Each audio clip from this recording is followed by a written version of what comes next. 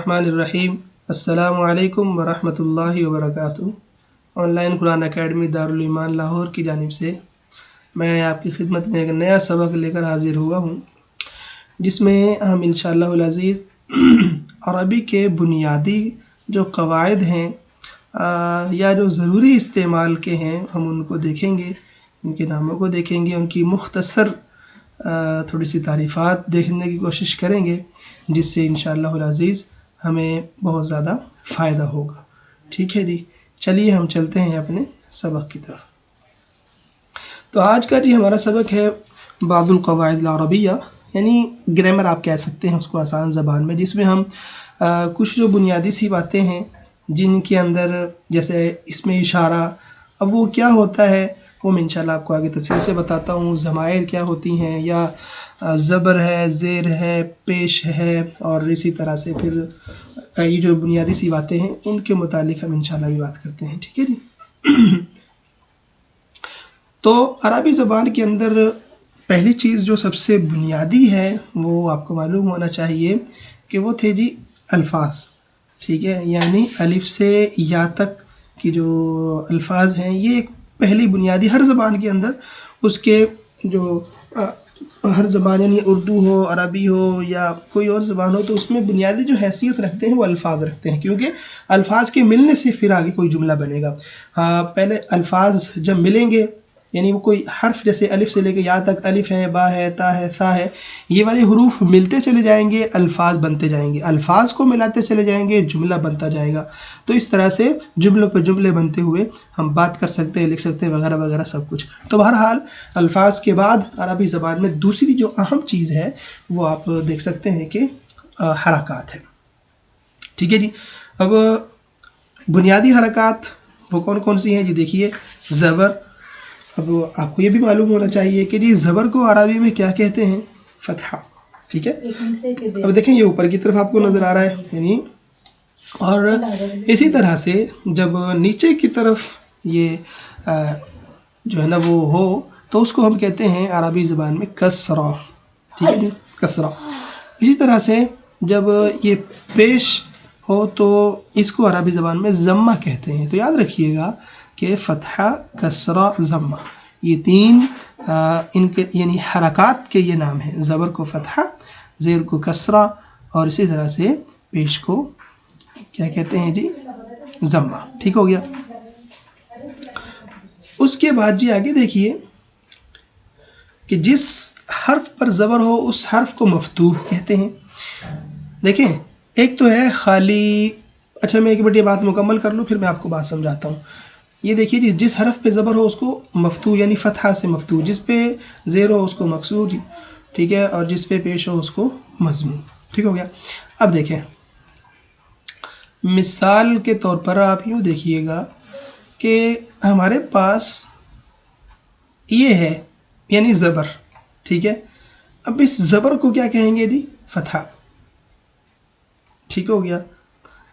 اور جس لفظ پہ یہ زبر آ جائے، مثال کے طور پر یہ دیکھیے جی، ہمارے پاس مثال کے طور پر میں نے یہ ایک لفظ لکھا با، یہ ماؤس سے لکھ رہا ہوں تو لکھا بھی کچھ ایسا ہی جائے گا۔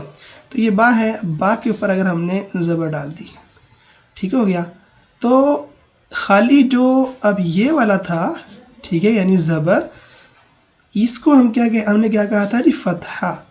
لیکن اگر یہی فتحہ کسی لفظ پر آ جاتا ہے، کسی حرف پہ آ جاتا ہے، تو پھر وہ کہلائے گا جی مفتوح۔ کیا کہلائے گا جی؟ پھر وہ مفتوح کہلائے گا۔ جی ہاں، تو یہی بات یاد رکھنے کی ہے یہاں پر کہ جب وہ صرف خالی حرکات کا نام فتحہ، کسرہ، ضمہ ہوگا، لیکن اگر وہ کسی حرف کے اوپر آ جاتے ہیں تو اس حرف کو پھر مفتوح کہیں گے۔ اسی طرح سے اگر کسی حرف پر یہ با ہے، اب با کے نیچے اگر زیر آ جاتی ہے تو اس کو ہم کیا کہیں گے جی؟ مکسور۔ ٹھیک ہے جی۔ اسی طرح سے اگر با پر جو ہے نا جی، اگر با پہ پیش آ جاتی ہے تو پھر ہم اس کو کہیں گے مضموم۔ بس یہ بات تھی جو اہم بات جو ہمیں نوٹ کرنی تھی۔ ٹھیک ہو گیا جی. تو اس لیے زبر زیر پیش کا عربی میں نام کیا ہے؟ فتحہ کسرہ ضمہ. اور جس لفظ پہ زبر زیر پیش آ جائیں، ٹھیک ہے، تو اس حرف کو کیا کہیں گے جی؟ زبر آئے تو مفتوح، جیسا کہ آپ کے سامنے ہے با یا با زبر با، ٹھیک ہے. اسی طرح سے اگر کسی حرف کے نیچے زیر آ جائے تو اس کو ہم کہیں گے مکسور حرف، ٹھیک ہے. تو جیسے با زیر بی، یا ہم خالی بی بھی کہہ سکتے ہیں، جیسا کہ بسم اللہ ہم پڑھتے ہیں تو وہاں پہ با کے نیچے زیر ہے تو وہ با مکسور ہے. اسی طرح سے جی با پہ پیش آ جائے تو ہم اس کو با مضموم کہیں گے. ٹھیک ہے جی. امید کرتا ہوں کہ یہاں تک یہ بات آپ کو سمجھ میں آ گئی ہوگی. اچھا جی، چلیے جی آگے دیکھیے. اب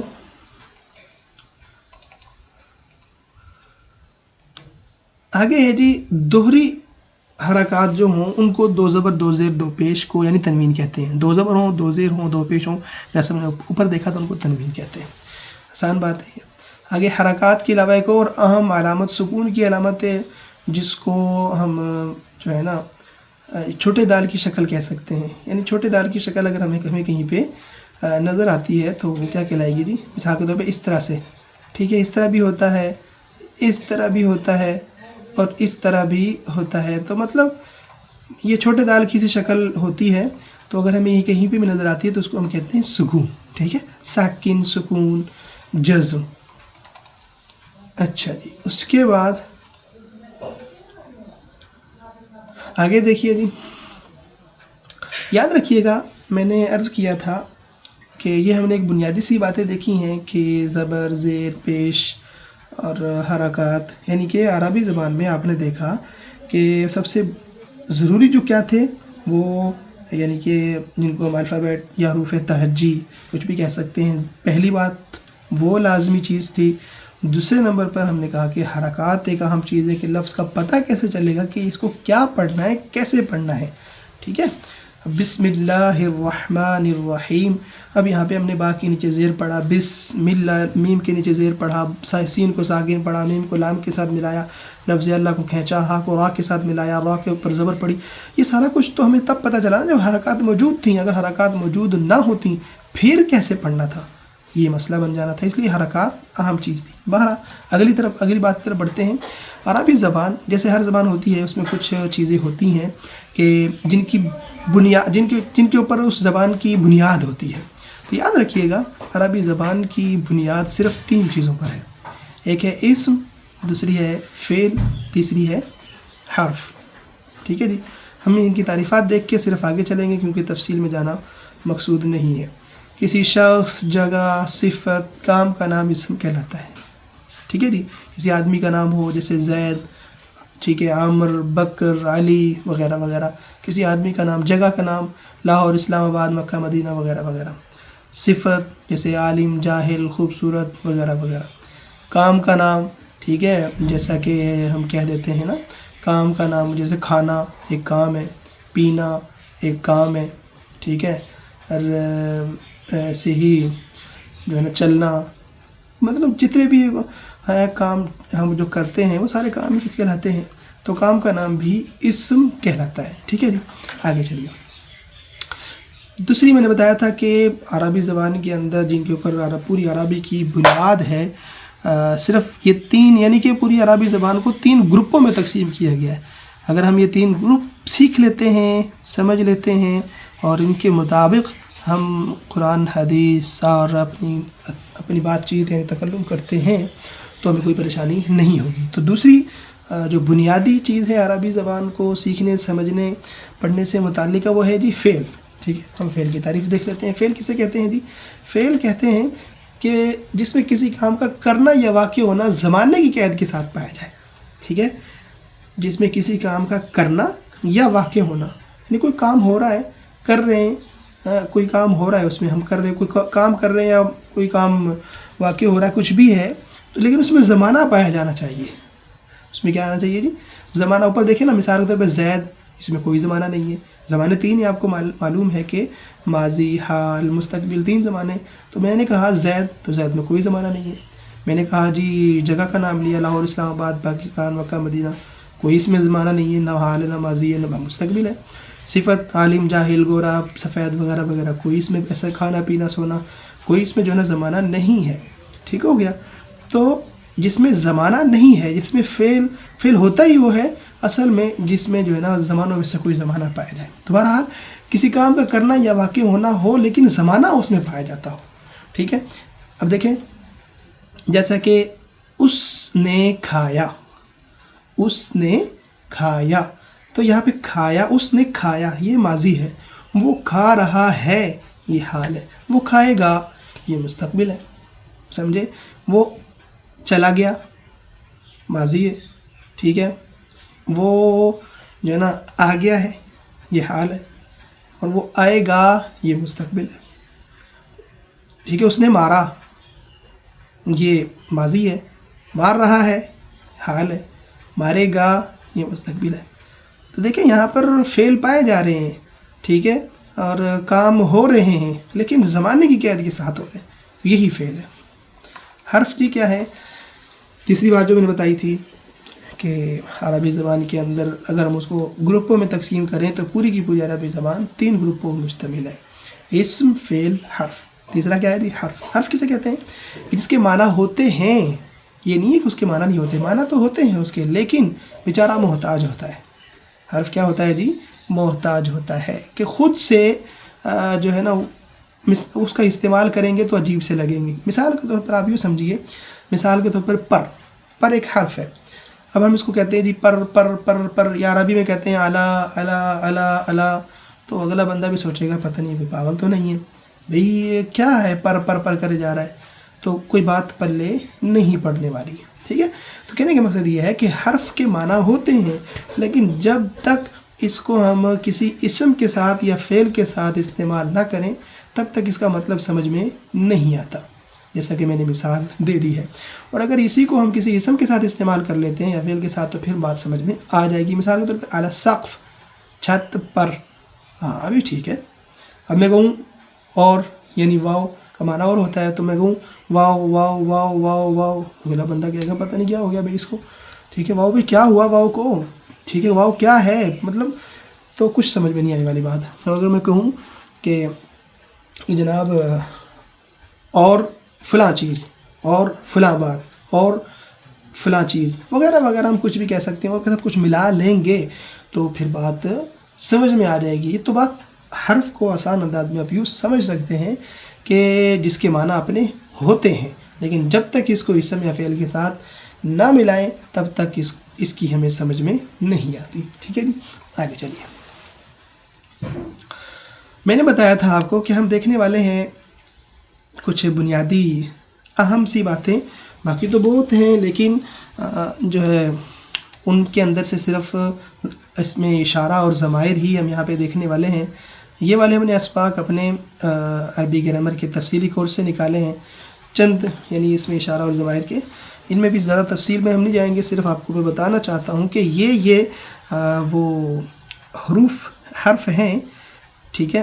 جو ضمائر کہلاتے ہیں یا اسماء موصولہ کہلاتے ہیں یا اسماء اشارہ کہلاتے ہیں. ان کے کیا کیا معنی ہوتے ہیں، کیا ترجمے ہوتے ہیں، مرد کے لیے کیا بولا جاتا ہے، مذکر کے لیے کیا بولا، مؤنث کے لیے کیا بولا جاتا ہے، دور کے لیے کیا، قریب کے لیے کیا، ایک کے لیے کیا، دو کے لیے کیا، زیادہ کے لیے کیا، ایک عورت کے لیے، دو کے لیے، زیادہ کے لیے وغیرہ وغیرہ، کیسے ہم استعمال کریں گے، کیا کیا استعمال ہوتے ہیں، تو وہ میں آپ کے سامنے تھوڑی سی تفصیل کے ساتھ رکھنا چاہ رہا ہوں. دیکھیے جی اسماء اشارہ. اب اس میں سب سے پہلے بات دیکھنے کی بات تو یہ کہ اسماء اشارہ کہتے کسے ہیں. تو اسماء اشارہ یاد رکھیے جس سے کسی چیز کی طرف اشارہ کیا جائے، جس سے کسی چیز کی طرف اشارہ کیا جائے وہ اسماء اشارہ ہوتا ہے. اب اسماء اشارہ ہم اس کو واحد، مثنیٰ، جمع. واحد مطلب ایک، مثنیٰ معنی دو، جمع معنی دو سے زیادہ، چاہے جتنے بھی ہوں. ان کو الگ الگ سے آپ کے سامنے رکھیں گے مذکر اور مؤنث کی شکل میں. تو قریب کے، ٹھیک ہے جی، اور بعید کے، مذکر کے اور مؤنث کے. ٹھیک ہو گیا جی. تو اس کے بعد آگے دیکھیے. اب قریب کے لیے، مذکر کے لیے کیا استعمال ہوگا جی؟ ھذا، واحد، ایک کے لیے. اور اس کے بعد اب قریب کے لیے یعنی اشارہ ہم کرتے ہیں نا، ھذا قلم، یہ قلم ہے. ٹھیک ہے جی. ھذا دکان، ٹھیک ہے. ہادہ مدرسہ، ہاذا فلاں فلاں فلاں فلاں، قریب کے لیے ہم ہادہ استعمال کرتے ہیں. اور اگر دو چیزوں کے لیے ہم نے کہا ہادانی قلمانی، یہ دو قلم ہے. ٹھیک ہوگا. جب ہم وہاں پہ دو کے لیے اس میں اشارہ بھی دو والا ہی استعمال کریں گے، اور وہ کیا ہو جائے گا جی ہادانی. اسی طرح سے آگے دیکھیے ہذی مؤنث کے لیے استعمال کریں گے. مثال کے طور میں کہتا ہوں کہ ہذی فاطمہ، یہ فاطمہ ہے، تو فاطمہ کے لیے ہذی ہی استعمال کریں گے، نہ کہ ہذا. ہذا زید، یہ زید ہے، وہ تو ٹھیک تھا، لیکن مؤنث کے لیے ہذی ہی، ہذا اور ہذی صرف اتنا سا فرق ہوگا، یاد رکھیے گا. ٹھیک ہے جی. باقی مثنیٰ کے لیے اوپر تھا ہذانی مذکر کے لیے، اور مؤنث کی ہاتانی. ٹھیک ہو گیا جی. دو عورتوں کے لیے مثال کے طور پہ ہاتانی فاطمہ و زینب وغیرہ. جمع کے لیے مذکر مؤنث دونوں کے لیے ایک ہی لفظ استعمال ہوتا ہے ہاؤلائی. ٹھیک ہے جی. اگر مذکر ہوں یا مؤنث ہوں دونوں ہی، لیکن ہے قریب کے لیے، جمع ہے لیکن قریب کے لیے مذکر مؤنث دونوں کے لیے کیا استعمال ہوتا ہے جی ہاؤلائی. ٹھیک ہے. آگے چلیے. بعید کے لیے اور مذکر کے لیے، یعنی دور کے لیے اور مذکر کے لیے کیا ہے ذالک. ٹھیک ہے جی. ذالک جدار، وہ دیوار ہے، اشارہ کر کے جس سے کس چیز کا اشارہ کیا جائے وہ اسم اشارہ کہلاتے ہیں. ذالک اور ذالک. ٹھیک ہے. مثنیٰ یعنی دو کے لیے، اور مؤنث کے لیے تل کا. ٹھیک ہے. دور کھڑی کسی ہم کے بارے میں بات کرتے ہیں تو تل کا. ٹھیک ہے. اور اسی طرح سے مؤنث مثنیٰ وہ تانی کا. ٹھیک ہے جی. تل کا اور تانی کا. اور ان دونوں کے لیے بھی جمع کا ایک ہی لفظ استعمال ہوگا، اور وہ کیا ہے اولئک. ٹھیک ہے جی. بعید کے لیے مذکر مؤنث دونوں کے لیے کون سا لفظ استعمال ہوگا اولئک. ٹھیک ہے. قرآن پاک میں ان دونوں کا ہی جمع کے دونوں کا بہت زیادہ استعمال ہے، اور یہاں پر ان میں ہذا، ہذہ اور ذالک اور تل کا، ان کا بھی بہت زیادہ استعمال ہے. مثنیٰ کا استعمال بہت کم ہے. ٹھیک ہے جی. واحد کا اور جمع کا استعمال قرآن پاک میں بہت زیادہ ہے. تو بہرحال آپ اسماء اشارہ کو یہاں پہ اچھی طرح سے سمجھ چکے ہوں گے. ٹھیک ہے جی. آگے چلتے ہیں، آگے دیکھتے ہیں جی. مثال کے طور پہ دیکھیں ہذا قلم، یہ قلم ہے، یہ مذکر بھی ہے. ٹھیک ہے. واحد ہے. ہذا قلمانی، ہذانی قلمانی، دو قلم ہے. اسی طرح سے ہاؤلائی اقلام، تو جمع آپ کو قلم کی جمع یاد ہونی چاہیے کہ وہ کیا آتی ہے. ٹھیک ہے. تو ہاؤلائی اقلام، یہ قلم ہے. اسی طرح سے یہ جی اوپر آ گیا اس میں اشارہ کی تعریف، وہ میں پہلے ہی آپ کو بتا چکا ہوں کہ جس سے کس چیز کی طرف اشارہ کیا جائے وہ اس میں اشارہ کہلاتا ہے. بہرحال آگے دیکھیے جی. اگلی بات جی ہم ضمائر دیکھنے لگے. ٹھیک ہے. اب ضمائر، اب یہ کیا ہے کہ کسی نام کے بجائے، یعنی نام استعمال نہیں کر رہے ہم، نام کی جگہ پہ جس چیز کو استعمال کیا جائے اسے ضمیر کہتے ہیں. ٹھیک ہے. اب دیکھیں کہ زید، یہ ہوتا ہے کہ زید آیا، زید ہمارے گھر بیٹھا، پھر زید نے کھانا کھایا، پھر زید پارک گیا، پھر زید مسجد میں گیا، پھر زید واپس گھر آیا. تو یہاں پہ زید زید زید بار بار نام لینے کی کیا ضرورت ہے؟ اس طرح بار بار نام لیا بھی نہیں جاتا. آپ اردو سمجھتے ہیں، بولتے ہیں تو بار بار نام نہیں لیا جاتا. ٹھیک ہے جی. اگر بار بار نام نہیں لیا جاتا تو جو اس نام کی جگہ پہ استعمال ہوتا ہے اسے ضمیر کہتے ہیں. ہم کیا کہتے ہیں جی زید میرے گھر آیا، ٹھیک ہے، پھر اس نے کھانا کھایا، وہ پارک چلا گیا، وہاں سے مسجد چلا گیا، ٹھیک ہے، وہ پھر گھر آ گیا، اور پھر گھر سے وہ اپنے گھر چلا گیا. میں دیکھیں صرف ہم نے ایک جگہ پہ زید کا نام لیا، اور اس کے بعد ہم نے کیا کیا، اس کا نام نہیں لیا بلکہ ضمیر کو اس کی جگہ پہ استعمال کیا. ٹھیک ہو گیا. تو اب واحد یعنی ایک کے لیے اور مذکر کے لیے کیا ضمیر استعمال ہوگی، دو کے لیے کون سی ضمیر استعمال ہوگی، زیادہ کے لیے، مؤنث کے لیے اور وغیرہ وغیرہ کے لیے. ہم پھر ایک تو ہے کہ غائب کے لیے، ٹھیک ہے، وہ، ٹھیک ہے، وہ آئے، وہ دو آئے، وہ سب آئے، وہ آئی، وہ دو آئی، وہ سب آئی، یہ غائب کے لیے. کہ حاضر کے لیے آپ آئے، ٹھیک ہے، آپ دونوں آئے، آپ سب آئے، آپ آئیں، آپ دونوں آئیں، آپ سب آئیں. ٹھیک ہے. پھر متکلم کے لیے میں آیا یا میں آئی، ہم آئے یا ہم آئیں، یعنی مذکر مؤنث. تو یہ تین طرح سے ہم اس کی تقسیم کرنے والے ہیں. تو یہ ضمائر آپ کو یعنی کہ غائب اور حاضر اور متکلم تینوں طرح کی یاد ہوں گی، تب آپ کے لیے عربی زبان کا بولنا بھی آسان ہوگا۔ وہی ترتیب رکھی جائے گی۔ دیکھیے جی، غائب کے لیے مذکر مؤنث، مذکر کے لیے دیکھیے ہوا، اور مثنیٰ کے لیے ہما، اور جمع کے لیے ہم۔ تو ہوا وہ، ٹھیک ہے، یعنی ہم کہہ سکتے ہیں ہوا وہ ایک آدمی، ہما وہ دو آدمی، ہم وہ سب آدمی۔ اور غائب مؤنث کے لیے ہیا وہ ایک عورت، اور ہما یہ دونوں کے لیے مثنیٰ مذکر مؤنث دونوں کے لیے ایک جیسا استعمال ہوتا ہے، اور جمع مؤنث کی ہننا، ٹھیک ہے، وہ سب عورتیں۔ حاضر کے لیے انتا، مذکر کے لیے انتا آپ ایک آدمی، ٹھیک ہے، انتما آپ دو آدمی، انتم آپ سب آدمی۔ مؤنث کے لیے انتی آپ ایک عورت، انتما آپ دونوں عورتیں، انتن آپ سب عورتیں۔ متکلم کے لیے مذکر کے لیے انا اور نحنو، ٹھیک ہے، اور مثنیٰ مطلب مثنیٰ ہو یا جمع ہو دونوں کے لیے نحنو ہی استعمال کیا جاتا ہے۔ متکلم میں مثنیٰ کے لیے یعنی دو کے لیے کوئی الگ سے لفظ نہیں ہے۔ باقی زبانوں میں دو کے لیے ویسے ہی کوئی لفظ نہیں ہوتا، صرف دو اور دو سے زیادہ کے لیے سب سے، لیکن عربی زبان میں ایسا نہیں ہے، وہاں پہ دو کے لیے الگ سے لفظ موجود ہے، یعنی مثنیٰ اور جمع، تو آگے سے ان کی تقسیم بھی موجود ہے۔ پھر اسی طرح سے مؤنث کے لیے جی وہ بھی ایسا ہی ہوگا بالکل، انا اور نحنو، یعنی متکلم میں مذکر مؤنث کے لیے کوئی الگ سے الفاظ نہیں ہے، وہی ہے، ٹھیک ہے۔ کسی نام کی جگہ استعمال ہونے والے لفظ کو کیا کہتے ہیں جی؟ ضمیر، یاد رکھیے گا، کسی نام کی جگہ استعمال ہونے والے لفظ کو اس میں ضمیر کہتے ہیں، میں پہلے بتا چکا ہوں۔ آگے چلیے جی، یہ دیکھیں اشارے بھی ہیں، ان کے ذریعے بھی آپ مدد لے سکتے ہیں، ٹھیک ہے جی۔ مذکر سیدھا ہاتھ، یہ جیسا کہ آپ ادھر یہ دیکھ رہے ہیں، ٹھیک ہے۔ مؤنث کے لیے الٹا ہاتھ، جیسا کہ یہ دیکھ رہے ہیں آپ۔ واحد کے لیے ایک انگلی، جیسا کہ یہ ہے، اور تثنیہ کے لیے یعنی مثنیٰ کے لیے دو انگلیاں، جیسا کہ یہ دیکھ رہے ہیں۔ جمع کے لیے چار انگلیاں، جیسا کہ آپ یہ دیکھ رہے ہیں۔ غائب کے لیے، ٹھیک ہے، دائیں یا بائیں طرف، اور حاضر کے لیے سامنے، متکلم کے لیے اپنی طرف اشارہ کرنا۔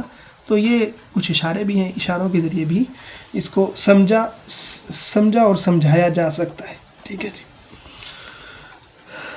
اچھا جی، آگے چلیے، آخری بات دیکھتے ہیں، اسماء موصولہ، یعنی جو ہم ترجمہ کرتے ہیں نا، جو جس جون سا، یہ والا جو ترجمہ ہوتا ہے وہ ہوتا ہے اسماء موصولہ کا۔ کس کا ہوتا ہے جی؟ اسماء موصولہ، وہ کہتے ہیں اسماء موصولہ۔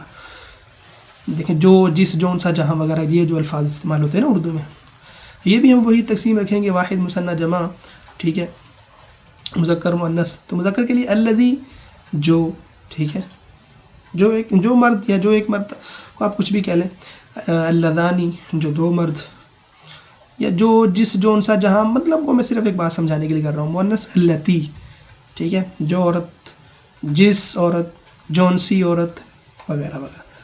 اللتی اللتانی، اور ان دونوں کے لیے الذین یہ ہوگا مذکر کے لیے، اور مؤنث کے لیے کیا ہوگا جی؟ اللاتی، اللائی جمع کے لیے، اسماء موصولہ، ٹھیک ہے جی۔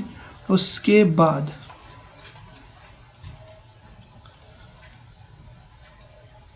اچھا جی، اگلی بات ہے جی، اب یہ مثال دیکھ لیں، الطالب الذی هو مجتہد ابن زید، طالب علم جو، یا اصل چیز ہمیں سمجھنا جو مقصود تھا وہ ہے جو، الذی، ٹھیک ہے جی، اسم موصول ہو چکا۔ باقی تفصیل میں ہم نہیں جاتے، یہاں پہ کچھ تفصیلات ہیں، میں نے بتایا کہ یہ ہمارے تفصیلی گرامر والے کورس سے لیا گیا ہے، تو اس لیے بہرحال تفصیلات کو ہم نہیں چھیڑتے، مقصد صرف یہاں پہ اسماء موصولہ کو ذکر کرنا تھا جو میں نے آپ کے سامنے کر دیے ہیں، ٹھیک ہے جی۔ واحد، مثنیٰ، جمع، اور مذکر کے لیے الذی، اللذانی، اللذین، مؤنث کے لیے اللتی، اللتانی اور اللائی، اللاتی، یہ استعمال ہوتے ہیں، ٹھیک ہو گیا جی۔ امید کرتا ہوں کہ انشاءاللہ آپ کو یہ بات سمجھ میں آئی ہوگی اور یہ سبق بھی آپ کو اچھا لگا ہوگا، ٹھیک ہے جی۔ ملتے ہیں انشاءاللہ اگلے سبق میں۔ السلام علیکم ورحمۃ اللہ وبرکاتہ۔ اگلے سبق میں